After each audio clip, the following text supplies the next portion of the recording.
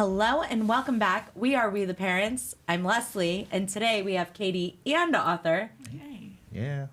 Welcome. So, we're going to talk a lot about parental rights and the wins that are happening, right? Crazy amounts of wins. Crazy. I mean, are you guys just tired of winning yet? Yeah, it's like, It's exhausting. I could do some more winning. Let's bring it on. I like the winning. Author has a huge appetite for winning and wants more. That's right. I love it. No, and this is the thing, and we've all been in this fight long enough that we know we cannot take our foot off the pedal now, right? You start to win, you start to make headway. That is not the time to stop, celebrate, and relax.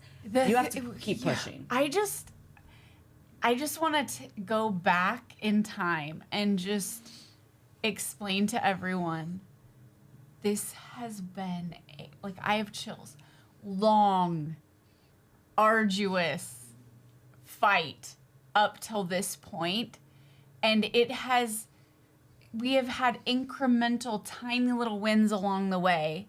Mm-hmm. And some setbacks and some disappointments. And it has been a wild ride. Yeah. That pretty much, it kind of started when you got into office, that very first school board meeting that you showed up to, you read your packet and you found something in there right away, right out the gate. You're literally about to be sworn in and you're reading your packet and then you find this policy. Right. Yeah. Well, and wait, before you get there, because I feel like it predates that even a little bit, when we were deep diving into the secret meeting and we were deep diving into the agenda, we saw that the then superintendent of schools had included the article about how conservative parents were a threat. And so that had us going in questioning, going in not trusting, because here is our elected official who's just, so benignly inserting this article about how conservative parents are a threat into this massive agenda.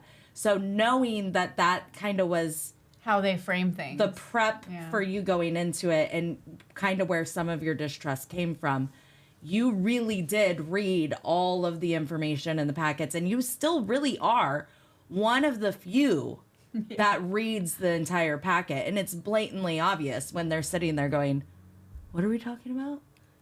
Right. So, okay, now go when you enter office. So enter office, your jurisdiction, your responsibility is actually to read the whole agenda. Whether it's 2 pages or most of the time 300 to 600 pages, that's your job. You got elected to do a job and you need to do it well. So you read the agenda, you look down, you see there's a policy 5.3, and you're like, oh, a harassment policy. Well, no one deserves to be harassed. Well, let's read through this. What is their new definition of harassment? Well, their new definition of harassment was if you misgendered somebody, you were harassing them. Well, that's absolutely stupid, because if you said, hey, guys, you've just misgendered someone. You call someone by their name instead of their gender, you've just misgendered. So I politely asked, I said, in emails and in the meeting, I said, so what does that mean for our staff if they accidentally misgender someone? Well, that would result in progressive discipline. And I said, well, in my job, progressive discipline means we progressively discipline you a few times and then we fire you. Is that what you're saying? They said, yes, we will be firing staff if they misgender anybody. And I said, well, what happens to the students? Well, they would result in discipline if the student misgendered. I said, well, misgendering someone is not the legal definition of harassment. We cannot do that, and so I want a policy that reflects that. And then we can have a bullying policy, but this does not meet the legal definition of harassment, and I was the only one out of 7 elected officials to say so.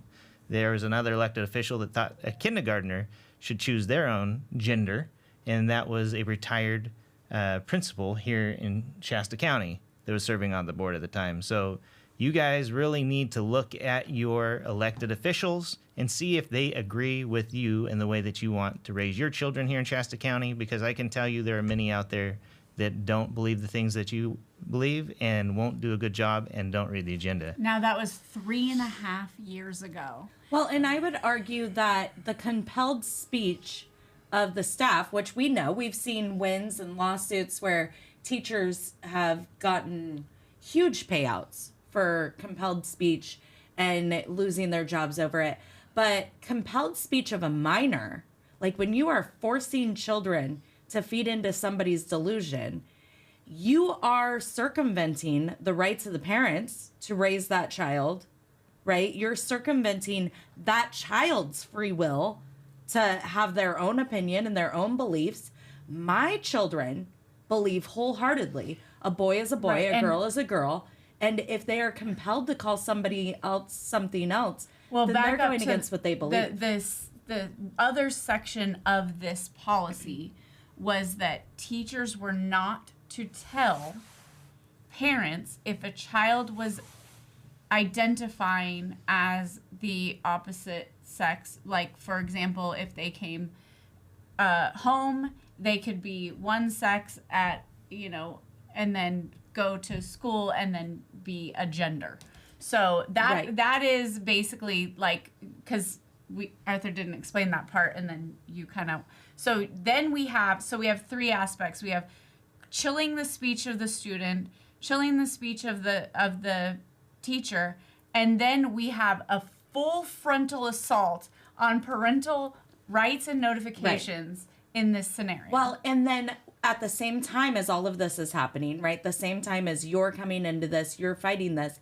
We're seeing Erin Friday fight this on a large scale because she's combating the parental secrecy policy. She's combating it on a large, very public scale because she's going into the school and asking for her child's records, being told, you've gotten all of them, we're giving you everything, and they're not, right? We've got other parents who are doing the same thing, Aurora Regino and Chico. right? Beth Bourne was dealing with stuff with her daughter around that time. Like, there's secrecy policies that are coming against these parents. These parents are fighting it and being lied to. We're giving you all the information. While there is a secrecy policy, and everybody that is speaking out about it, like you saying, hey, this is something we need to ask more questions. Hey, this is not cool, and then Jackie gets on to the board in Anderson and she says, do we have separate policies? What are these folders? We've got Sonia Shaw in Chino. Southern California, and she was doing the same thing. We have, Chino, we had Temecula, we had Zachary.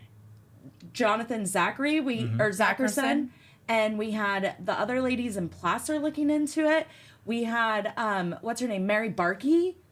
So so with all of this and us stepping into this arena, and this particular policy created a coalition of people against it. Right, Chloe led by some of the biggest heavyweights in parental rights, newly on the scene. I'm so glad that you listed all of them. And we see that Erin Friday, after trying to get it passed through through the state legislature, then links arms and makes a school board policy where Sonia Shaw, in an epic showdown, which was amazing, I'm telling you, so dramatic, with Tony Thurmond, and enacts this policy that they are not going to keep secrets from parents. This policy goes viral. We have 11 or 12 school districts right out the gate. I believe we were the second or the third. We were third or fourth. And we, here in Anderson, led by Jackie Lavabera, we get that policy, and then here comes the lawsuits from the state. And then the next thing we have is the law.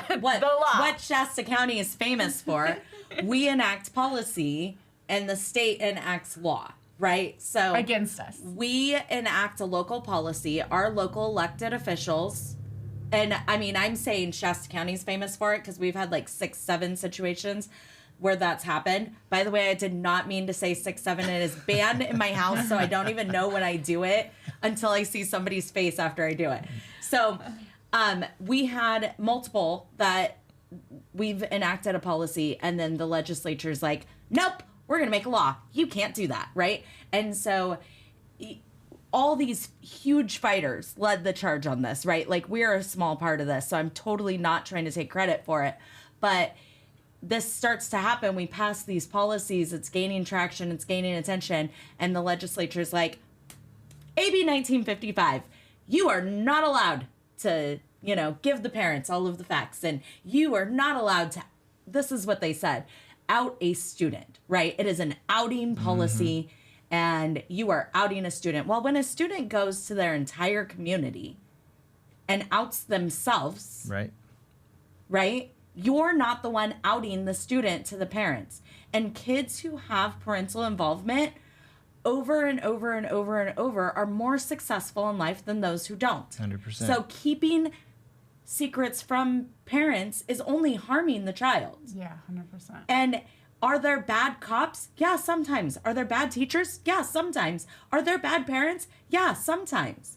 But because one or two people suck, you cannot take everybody's 14th Amendment right away. Correct. And alienate parents from the upbringing of their kids. So we raged. We went to the Capitol. We had a gigantic turnout. It was so impressive. We put up a really big fight. And it didn't matter. Our local opposition was also there, lying through their teeth about what happened at our Anderson School Board meetings. Oh, yes. And and you know what? I'm going to touch on that. okay. Because we were there, right? Yeah. And we had all these people surrounding us, all these fighters, right? And we're fighting, and we have parents who've lost their kids. And then we have this local person who gets up there and with tears in her eyes is like, I've seen where kids come to me and I'm their only protection and blah. And she's got these tears as she's just bold face lying. And the rage, like the anger, we were in tears, not because her story was so compelling, but it was such a full frontal lie. She's sitting there saying that parents were at the meeting calling kids out and saying kids don't matter and that they were abominations, and that not one person said that. Yep. And we've asked for this before. Bring me the clip. Show me where one person called a child an abomination. Bring me the clip where one person said anything hateful against other kids. Nobody did. In fact, everybody was very loving and very kind to any kids that were there. In the room was against you and I from their side. Absolutely. They said terrible things. So that was a day. It was a terrible day of lies. But it happened not once, but twice. She testified twice and lied twice. Well, she did the press conference with the tears and then the exact same speech at the hearing with the tears and it was very, very well done, actress. So that day was terrible, but we were in our lawsuit. We were forging ahead. The lawsuit came after. Our lawsuit and rebuttal came after that. Okay. So we were able to keep our policy, and we were able to keep that in place in spite of the law because we didn't back down. We just said, no, we're right. We're standing on principle, and we're going to keep this policies.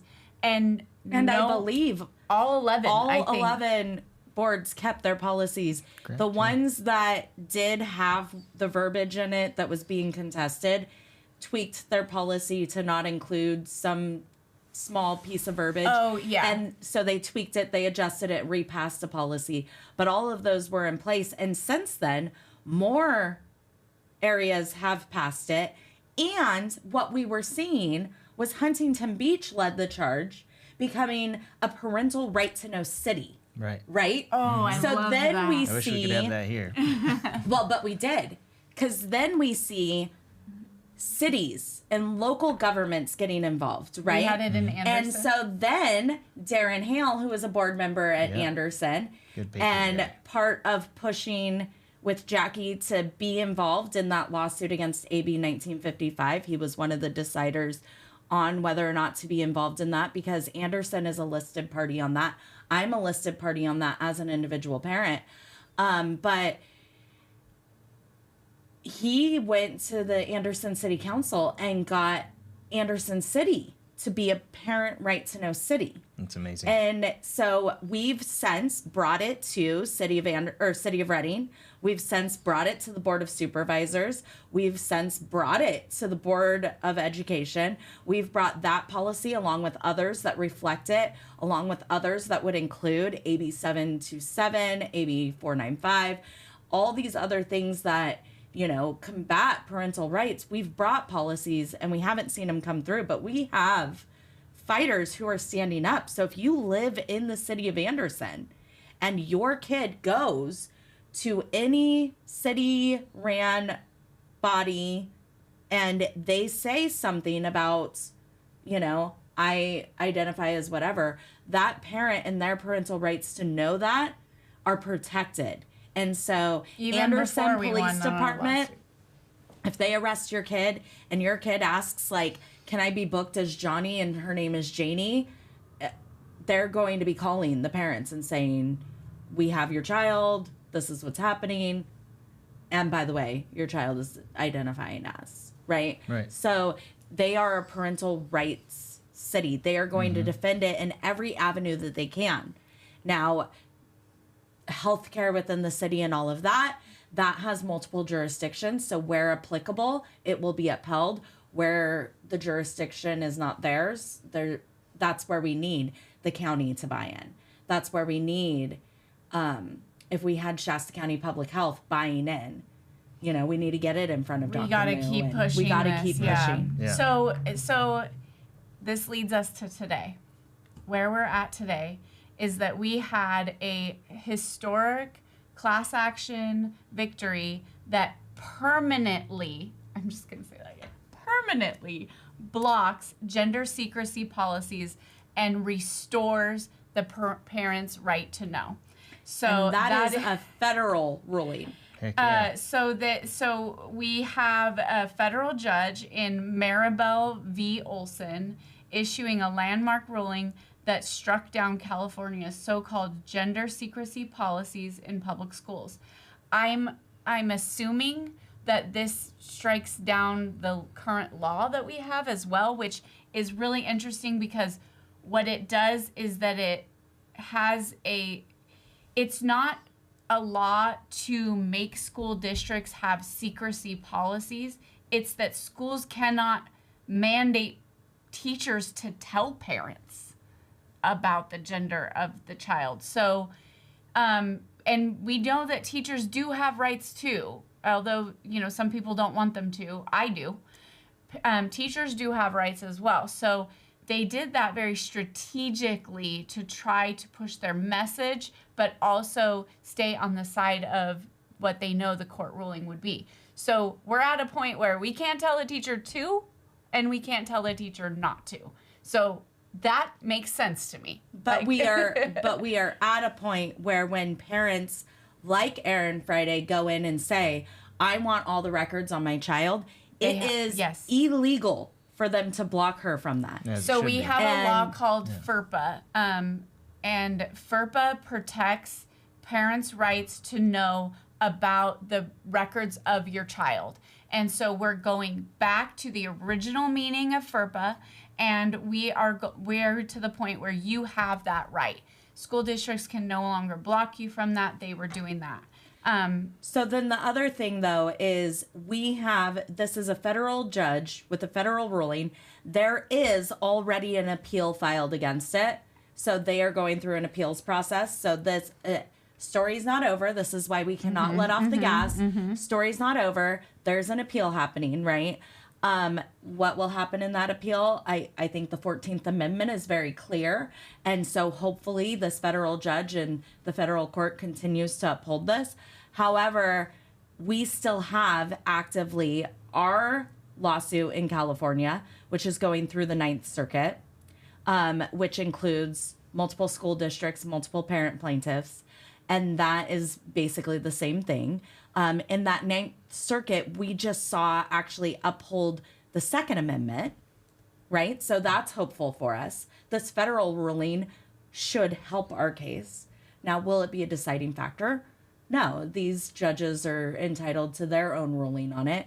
But you know, it is moving forward. But the other good news is, and for all those other states, you know, because we have the Superfund saying, so goes California, goes the nation, this being a federal ruling, when you are in, I don't know, Colorado, or you're in Utah, or you're in one of these places where they have policies in place to exclude the parents from what's going on in their kids' education and what's going on with their kids physically and emotionally, we then can see this move forward in a positive way where those parents can say, you know what, there's this federal ruling, we're going to push back on that, and we're going to have this policy, and you can't stop us. And so if we get all of those states to push back and say, we're filing against this, or we're implementing these policies at all of our local districts, we're going to see huge wins across the country, and we're going to see parental rights. And I've got to say it, you know, we lost a legend this week. Yeah. Doug LaMalfa fought with us and for us. Right. He's been on And our for our podcast. kids. He's been in person. He's been there every step of the way. Every And step this of the way. particular policy, he was very supportive. You and I had him on our show. He came on our podcast and talked to us he about- actually went further, and he put forward his own legislation saying we will keep federal funding from the schools who choose to enact a policy like this. Right? He had a huge press conference. He did it when he knew he had no numbers. Yeah. He did it during a time where it did not stand a chance. No, it was the right But thing to do. who he was the man that it is the right thing to do. And I'm going to get these people on the record going against parental rights. And the thing is, he was in Red Bluff a couple months ago for another event. And I thanked him, ran up, gave him the big Doug hug. And, you know, it's amazing. He's been at every event since I was a small kid. He's always just been this figure of, you know, standing for what's right and who I want to be in politics and what I want to do in life and what to push toward, right? And so he's talking to me. What are you guys working on? What are you guys doing currently? How's it going? I'm talking to him about the lawsuit for AB 1955. Sorry, and so I'm talking to him about it. And I'm like, well, I'm a plaintiff on this case. And he's like, well, let me know, you know, send Sam a message and let's, you know, see how we can help. And then I said, I have one more bone to pick and I really need your help. And he's like, absolutely. What do you got? And I said, my daughter is 11 years old. She's a type 1 diabetic. And in California, as soon as she turns 12, I don't have access to her medical records. And he was floored. He didn't even, like, I think he had heard or knew, but he did not realize the weight of that, right? Yeah. And he was like, call Sam, let's set it up and let's get it going. Let's sit down, let's go through this. And so here I am with a daughter who in 2 weeks is turning 12. And I just lost my advocate. So we lost a hero, Yeah. you know? But that is one of those things where we cannot go back. No. We cannot stop pushing. We need to defend parental rights. We need to keep pushing on this policy, but we need to take those other policies that are harmful and we need to regain our control. We need to take back our 14th Amendment and we need to say, you know, as a nurse, right? Yeah. Nurse practitioner working in the emergency room, can 12-year-olds make their own medical decisions? No, the state of California thinks so. The state of California thinks they But we, can, we but know like, that you're not fully developed till you're 25 in your brain. So, I mean, there's that too. so you see things come in like how amazing would it be for parents to gain back that right so that these kids can't just come in and do and get what I Right. mean, your guys' show just did a thing on GLP-1s, right? Right. How many kids have self-identity issues that they now have access to their full control of their medical? And And I they mean- did just approve one of them for children as young as 10. right. So how many kids go through, and we all know in normal development, I mean, even as a mom of a type 1 diabetic, they said, do not carb starve her. She needs those healthy fats. She needs carbs for brain development. Right. Their brain is developing, like you said, till they're 25. And so if you're going in and you don't need your parents to sign off on this, but I feel a little chubby and I'm going through that, developmental stage or whatever. How many times do these, chubby little boys or chubby little girls grow up to be the most beautiful beings because their body is growing and adapting. And sometimes you grow out before you grow up, or, there's so many medical reasons.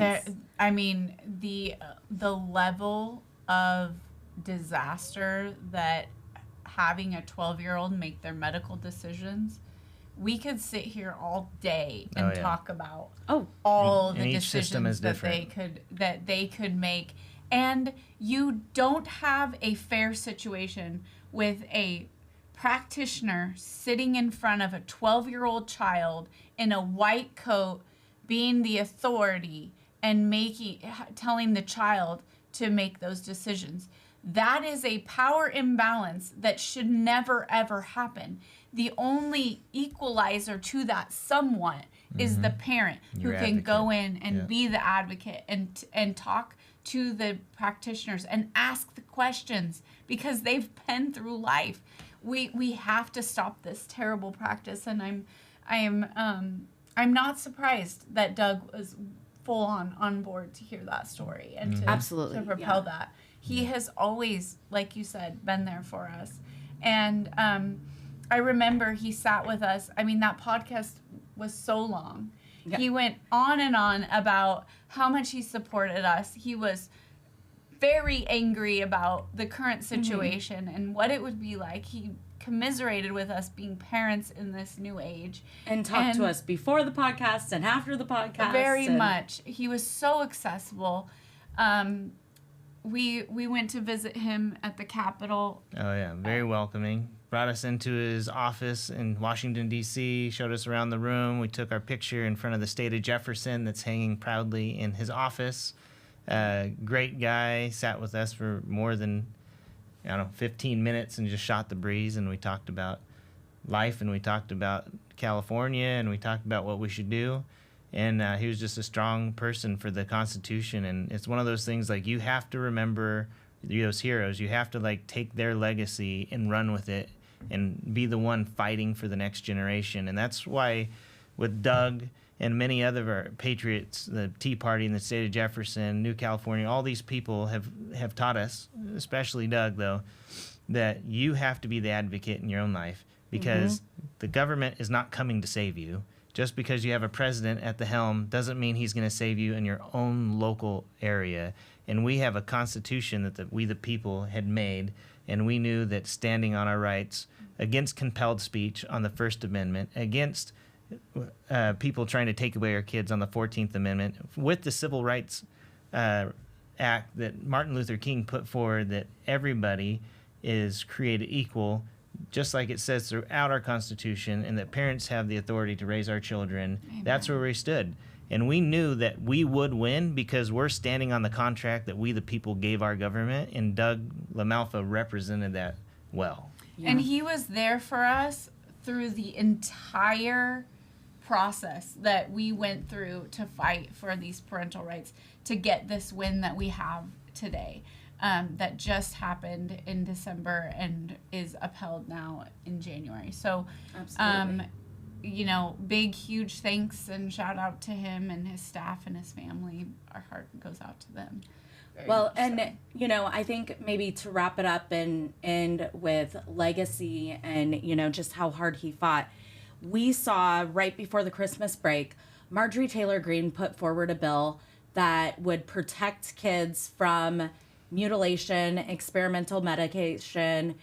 Basically, it like ended gender affirming care on minors, right? And she put that forward in Congress, and it passed Congress, but it died in the Senate. And it passed actually with the buy-in of a few Democratic senator or congressmen, and there were 2 Republican congressmen that voted against it. Well, at the same time that she had that bill to put forward, Doug had a bill that was the same but different. It protected it, but it dove further into the parental rights part of it. It dug forward into the overstep of government, the overreach into the medical, where we're using that tax dollars to fund this type of stuff, and the experimental parts of it. And so that bill is still there, right? It never got pushed forward to a floor hearing. It never got pushed forward to be presented. And so I think as a part of his legacy, somebody in Congress should pick up that bill and run with it. Hell yeah. Somebody in Congress should say, in honor, like they did a moment of silence yesterday. Yeah. And it was beautiful.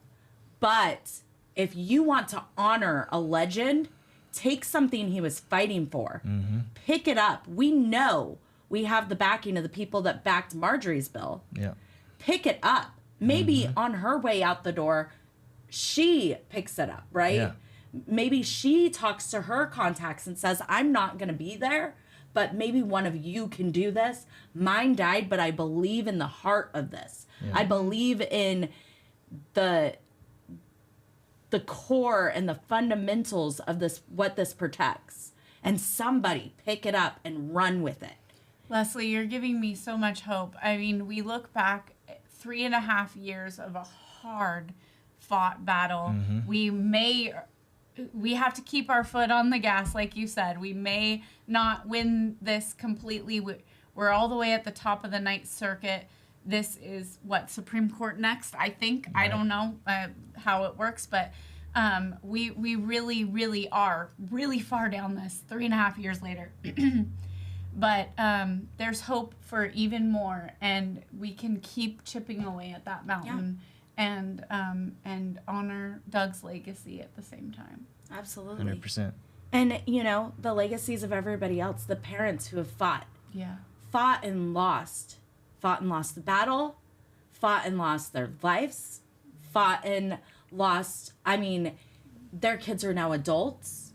You know, we have our friend who's a fighter, and she lost so many years. Even if her daughter now comes back in the future, she's now an adult. She lost all those years, right? Yeah. So we have so many people who have fought for this, and just seeing the hope that, you know, this is not a hate thing.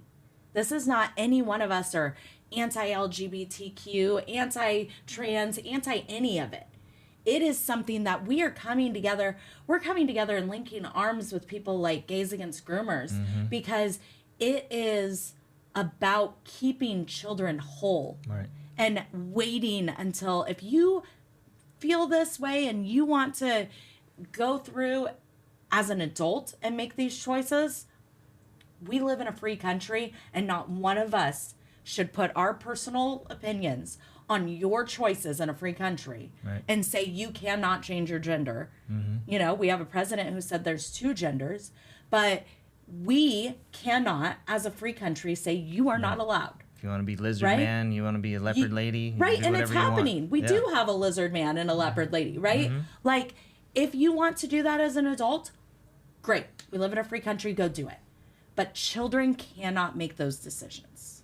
So as a call to action for us, what I'm committed to do is to spend the time getting out to my local school boards, let them know about this ruling, reverse 5145.3 completely, obliterate that policy out of each and every one of our school districts. Right now, as we stand, Anderson Union High School District is the only one in this county that is not on my radar as far as that goes, because they have revised theirs to make it a parental notification policy. So, and every other board can get that policy and they can. We need they can this put to it spread forward. like wildfire 3.5 years ago. So, Right. but here we are. But we're working on it. We're gonna do it. You know, we got almost 20 people elected 3 years ago, or 4 years ago when I got elected. We got another almost 20 people elected to school boards 2 years ago. So And we another- have elections coming up. Yeah, and you we have need- till March to decide if you want to file to run. Well, no, that will be in the general for the school board. Yes. So July. You have until July to decide if you want to run, but we are going to do some trainings, and so we're going to equip you to do it. Leslie means we hope for you to decide, Decide in sooner. March. Yeah. Decide Yeah, yeah. sooner. Because we Decide want to right now. invite you to our winning workshop. But there's at least 50 open positions, and we need you. So step up, get ready, run for your local school boards, and protect our children. Absolutely. All right. Well, thank you for joining us. You can find us mountaintopmedia.com and anywhere where you get your local podcasts. We also have an amazing line of supplements that have been life-changing. yes. And so if you're in this battle and you are ready to push forward and you just need that umph, we are in the thick of cold and flu season, and it has not touched me. No. There's a multivitamin that has everything that you need. And there is a hydration formula that, if taken with that multivitamin or even on its Yeah. own, I think all of us have High cut velocity. back. I mean, we're all taking it. Yeah. I've stopped the harmful energy drinks. and I have stopped soda And completely. And Katie, like, I'm pretty sure her blood type was Diet Dr. Pepper. Yeah. Correct. Right? Yeah. And we're- mine very closely was a mix between C4 and Ghost. Like, I was probably some days 3-4 cans deep, yeah. and I've gotten away from it. So Mine was we're about a pot of coffee, so right. Black Soul. So we're drinking more water. We're being healthy. So go to libertylabsupplements.com and use the code MTM10 to save.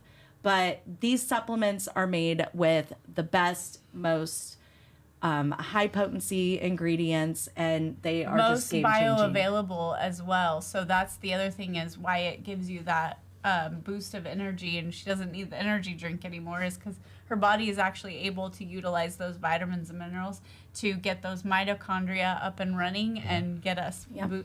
that boost that we Yeah, need. giving you the good stuff, and it takes away the bad stuff, so it detoxifies at the same It time. does. It has a detox in it as well, a natural detox.